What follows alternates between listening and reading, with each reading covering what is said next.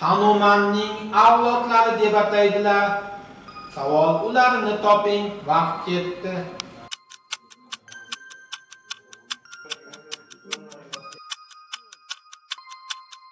Sirdaryo viloyati kambag'allikni qisqartirish va bandlik boshqarmasi tomonidan tizimda o'z ish faoliyatini olib borayotgan yoshlar o'rtasida zakovat intellektual o'yini o'tkazilmoqda.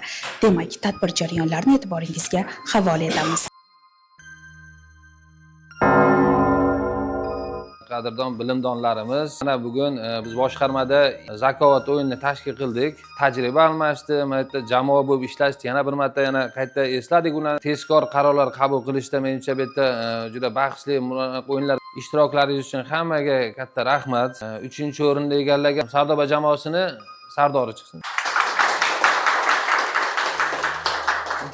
Tabriklaymiz. Arzimas bo'lsa ham sovg'ani qabul qilasizlar. 2-o'rin aristokratlar. Tabriklaymiz. Arzimas bo'lsa ham shu boshqarmani sovg'asini qabul qilasizlar. Birinchi mutlaq g'olibimiz shu Yangi O'zbekiston terma jamoasining sardori. Tabriklaymiz. Arzimas sovg'amizni qabul qilasizlar.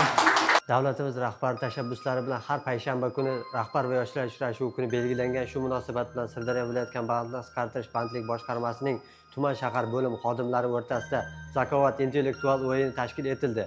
Bu o'yinda biz Yangi O'zbekiston jamoasi faxrli birinchi o'rinni egalladik. Kelgusidagi respublika bosqichlarida ham faxrli birinchi o'rinni olish niyatimiz bor.